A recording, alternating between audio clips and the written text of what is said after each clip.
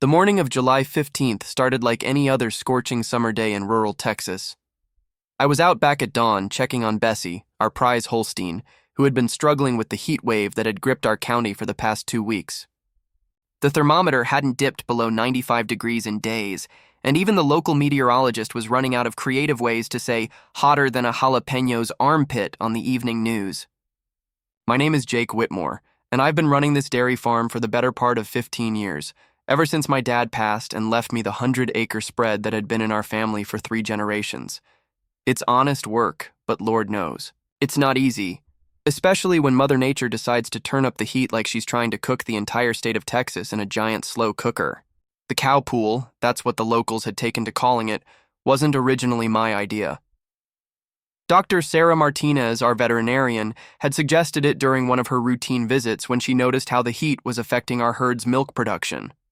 Cows need to cool down just like people do, she'd explained, pushing her sweat-dampened hair back under her baseball cap. In some parts of the world, they have special cooling systems for dairy cows. You could try setting up a shallow pool for them to wade in. At first, I thought she was pulling my leg. A swimming pool for cows? It sounded like something out of a cartoon, but after losing nearly 20% of our milk production in just 1 week, I was desperate enough to try anything. So I spent the better part of a weekend and a chunk of my savings setting up what essentially amounted to a giant, shallow kiddie pool, except this one was 12 feet in diameter and built to withstand the weight of a 1,500-pound Holstein. The pool was nothing fancy, mind you.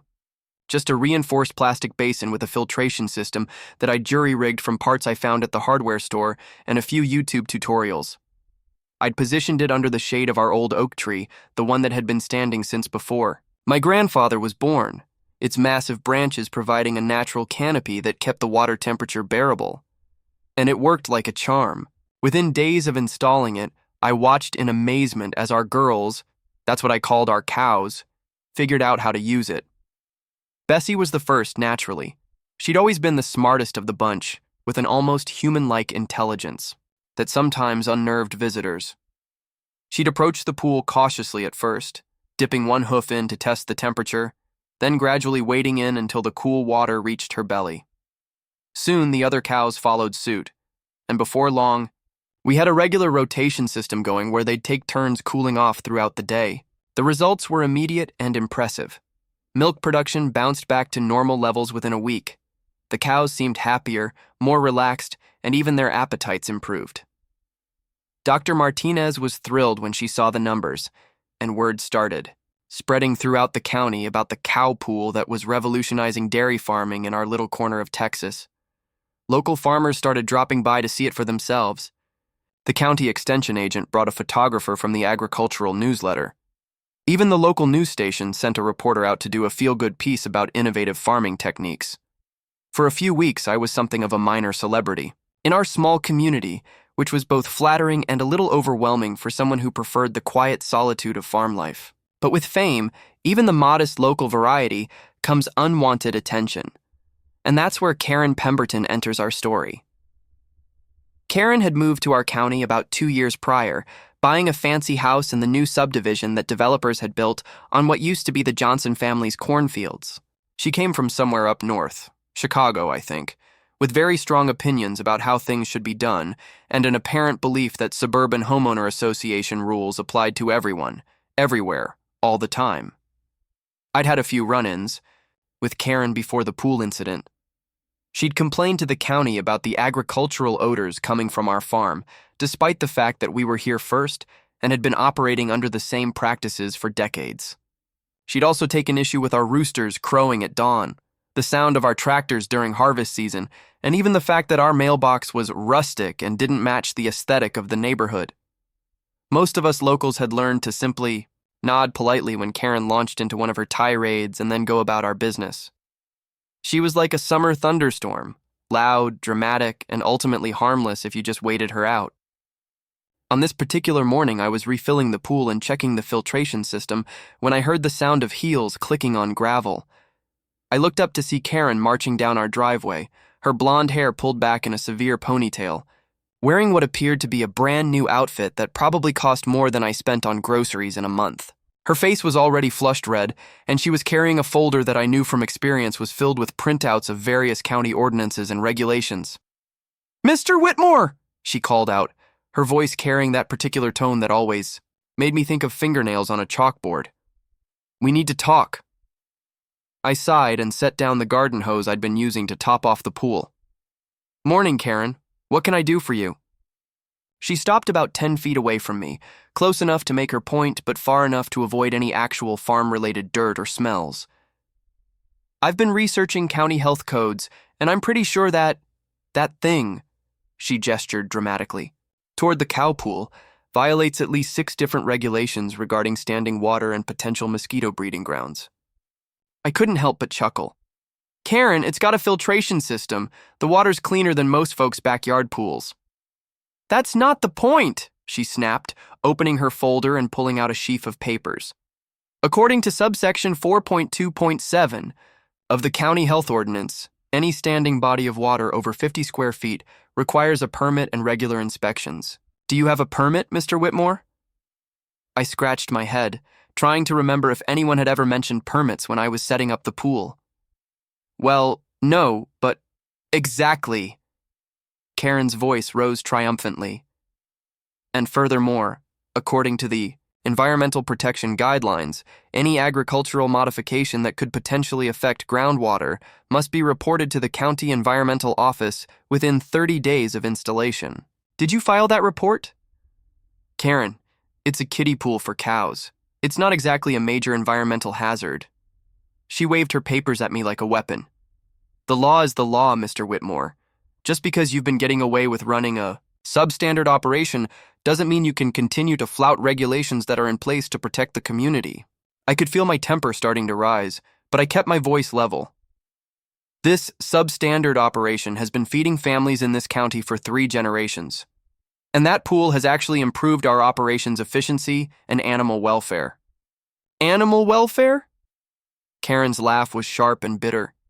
"You mean forcing innocent animals to wade through their own filth?" "The water's changed and filtered daily," I said, struggling to keep my voice calm. "It's cleaner than most swimming pools." Karen stepped closer, her eyes narrowing. "Prove it." "What? If it's so clean, prove it. Would you swim in it?" I stared at her for a moment, not sure if she was serious. "Karen, it's a pool for cows. It's not exactly designed for human recreation." "Exactly my point," she exclaimed. "If it's not fit for humans, how can it be fit for animals? You're probably violating animal cruelty laws too." That's when I made the mistake that would haunt me for the rest of the summer. In my frustration, I threw up my hands and said, "Fine. If it'll prove to you that the water's clean and safe, then yes, I'd swim in it. Hell, I'd dive right in if it would get you to leave me alone." Karen's eyes lit up with a gleam that should have been my first warning. "Really? You dive right in?" "Sure," I said, immediately regretting my words but too proud to back down. "It's just water." "Right now?" I glanced at the pool, then back at Karen. The water was crystal clear, recently filtered, and honestly, it did look refreshing in the morning heat. "I guess if you really want me to." "I do," she said, pulling out her phone. "And I'm going to record it as evidence that you're treating this contaminated water source as if it's safe for human contact." I should have realized then that Karen had set a trap, but I was too annoyed and too proud to think straight. "Fine," I said, kicking off my boots. "But when this proves that the water's perfectly clean, I want you to admit you were wrong and stop harassing me about the pool." Karen held up her phone, already recording. "We'll see about that."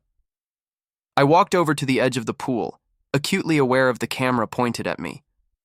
The water was about 3 feet deep, which was perfect for the cows, but would require me to basically do an awkward belly flop to fully submerge. I took a deep breath, said a quick prayer that I wouldn't embarrass myself too badly, and jumped. The water was shockingly cold, which shouldn't have surprised me since it was designed to cool down overheated cows. I surfaced quickly, gasping from the temperature shock, and stood up in the chest-deep water. "There," I said, trying to keep my teeth from chattering. "Happy now?" But when I looked around, Karen was nowhere to be seen. I could hear her voice, but she wasn't standing where she'd been just 3 hours later, I was sitting on my front porch with a cup of coffee and Karen's waterlogged phone in a bag of rice, an old trick my nephew had taught me, when I saw the dust cloud approaching down our county road. Not one vehicle, but 3. A sheriff's cruiser, an animal control van, and what looked like Karen's SUV bringing up the rear like some kind of bizarre parade. Sheriff Tommy Rodriguez had been a friend of the family for years. We'd gone to high school together, and he'd bought milk from our farm for his own kids when they were little. So when he stepped out of his patrol car with that apologetic look I'd seen him wear at too many domestic dispute calls, I knew Karen had made good on her threats. "Morning, Jake," he said, tipping his hat. "I'm real sorry about this, but I got a call about some kind of incident? Something about animal endangerment and unlawful imprisonment?"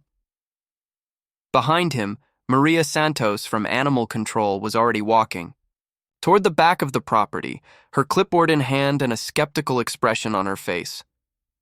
Maria had been out here before for routine inspections and had always praised our operation. The third vehicle turned out to be from the county health department, driven by a young man I didn't recognize who looked like he'd rather be anywhere else. "Let me guess," I said, standing up from my rocking chair. "Karen Pemberton filed a complaint." Tommy nodded. "Several, actually. She was pretty animated when she called the station, claimed you forced her into some kind of contaminated water with dangerous animals, and then held her against her will." I couldn't help but laugh. "Tommy, you want to hear what really happened?" I'd appreciate that, because her story was a little hard to follow. Something about diving into freezing water to gather evidence of animal cruelty. I was about to explain when Karen herself appeared from behind her SUV, having apparently changed into a fresh outfit but still looking somewhat disheveled. She was carrying a folder that looked even thicker than the one from this morning, and her expression suggested she was ready for war. "Sheriff Rodriguez," she announced in her most official-sounding voice, "I demand that you arrest this man immediately for endangering public safety, animal cruelty, and unlawful imprisonment." Tommy looked from Karen to me and back again. "Ma'am, before we get to arrests, how about we all take a look at this alleged crime scene and sort out exactly what happened here?" As we walked toward the back of the property, Karen launched into a dramatic retelling of the morning's events that bore only a passing resemblance to reality. According to her version, I had lured her into the pool under false pretenses, then trapped her there with vicious cattle while she was trying to document health code violations in the interest of public safety. Maria Santos, meanwhile, had reached the cow pool and was conducting her own inspection. I watched as she tested the water with a digital thermometer and pH strips, took photos of the filtration system, and even petted Bessie, who had wandered over to investigate the newcomers. "Jake," Maria called out, "can you walk me through your setup here?" I explained the whole system while Karen continued her increasingly shrill commentary to Sheriff Rodriguez and the bewildered health department inspector. The pool was exactly what I'd told Karen it was. A clean, filtered, temperature-controlled cooling system for the cattle, recommended by our veterinarian and approved by the county extension office. "Actually," Maria said, consulting her clipboard, "this is one of the most innovative animal welfare setups I've seen in the county. The water quality is excellent, and the cattle clearly aren't distressed. In fact, they look healthier than most herds I inspect." Karen overheard this and marched over. "That's impossible. The water was freezing cold. It was torture." "Ma'am," Maria replied patiently, "cattle have a higher body temperature than humans. What feels cold to you is refreshing to them, especially in this heat. This is actually considered a best practice for dairy cow care." "But I have video evidence," Karen protested, then remembered that her phone was currently sitting in a bag of rice on my kitchen counter. I had video evidence. That's when the health department inspector, a nervous young man named David Chen, cleared his throat. "Excuse me, but I need to ask about the permits for this installation." I felt my stomach sink. Karen might have been wrong about animal cruelty, but she'd been right about the permit requirements. "I didn't realize I needed permits," I admitted. When Dr. Martinez suggested it, she didn't mention anything about county approval. David consulted his tablet. Well, technically, any permanent water feature over 50 square feet does require a permit. But, he added quickly, seeing my expression, it's not a criminal matter. It's just a paperwork issue. You'll need to file an application and pay a small fee. Karen's face lit up with vindication. See? I told you he was operating illegally. Ma'am, Sheriff Rodriguez said, his patience clearly wearing thin. A permit violation is not the same thing as the felony charges you were demanding when you called my office. That's when Dr. Martinez herself appeared, having apparently heard about the commotion through the local grapevine. Sarah was in her 50s, with salt and pepper hair and the kind of practical demeanor that came from 30 years of large animal, veterinary work. What's all this about? She asked, surveying the crowd gathered around the cow pool. I quickly explained the situation while Karen began yet another recitation of her grievances. Dr. Martinez listened politely until Karen got to the part about animal cruelty, at which point she held up her hand. Ma'am, I'm Dr. Sarah Martinez, and I'm a licensed large animal veterinarian. I specifically recommended this cooling system for Mr. Whitmore's herd, and I've been monitoring its effectiveness for the past month. Not only is it not harmful to the animals, it's actually improved their health and productivity significantly. Karen's face was turning red. But the temperature is exactly what it should be, Dr. Martinez interrupted firmly. Dairy cows generate significant body heat, especially during lactation. Cooling systems like this are used successfully on dairy farms throughout the Southwest. In fact, Jake's setup is better than most I've seen. Maria Santos nodded in agreement. The animals are clearly comfortable and healthy. There's no evidence of distress or mistreatment. I could see Karen's carefully constructed case falling apart in real time, but instead of backing down, she doubled down. What about the unlawful imprisonment? He trapped me in that pool with dangerous animals. Sheriff Rodriguez rubbed his forehead, like he was developing a headache. Ma'am, from what I understand, you entered Mr. Whitmore's property without permission and got into his pool of your own accord. Is that correct? I was gathering evidence of criminal activity. On private property, without permission and without any official authority to do so, Tommy pointed out. That's not evidence gathering, ma'am. That's trespassing. The health department inspector was busy taking photos and measurements, trying to complete his inspection while staying out of the increasingly heated argument. I noticed him talking quietly with Dr. Martinez, both of them examining the filtration system with what appeared to be professional interest. That's when Karen played what she clearly thought was her trump card. Fine, but I want to file charges for destruction of property. My phone was destroyed during this incident. The phone you dropped in the pool while you were trespassing? Tommy asked. He created a dangerous situation that caused me to drop it. I walked over to my truck and retrieved the bag containing Karen's phone. Actually, I spent an hour fishing it out of the pool for you, I said, handing it to her. It's in rice to dry out, though I'm not sure if it'll work again. Karen stared at the bag in disbelief, clearly not expecting this gesture. For a moment, she seemed genuinely speechless. Dr. Martinez chose that moment to speak up again.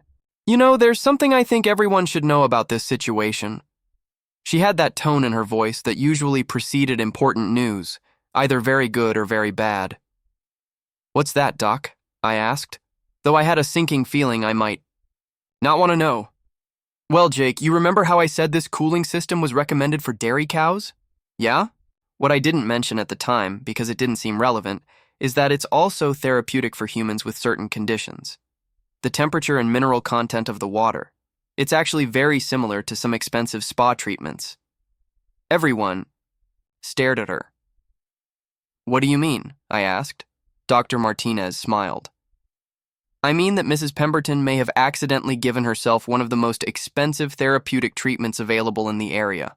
The water temperature, combined with the specific mineral balance we maintain for the cattle, is actually used in high-end hydrotherapy clinics. Karen's mouth fell open. What? The cold water therapy combined with the natural minerals, it's excellent for circulation, joint health, and stress relief. People pay hundreds of dollars for similar treatments at fancy resorts.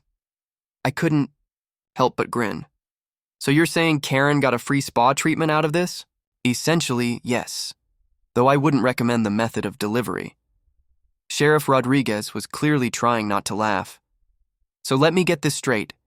Mrs. Pemberton trespassed on your property, jumped into your cow pool to gather evidence of wrongdoing, accidentally received expensive therapy treatment, and then called the police to report you for crimes that didn't actually occur?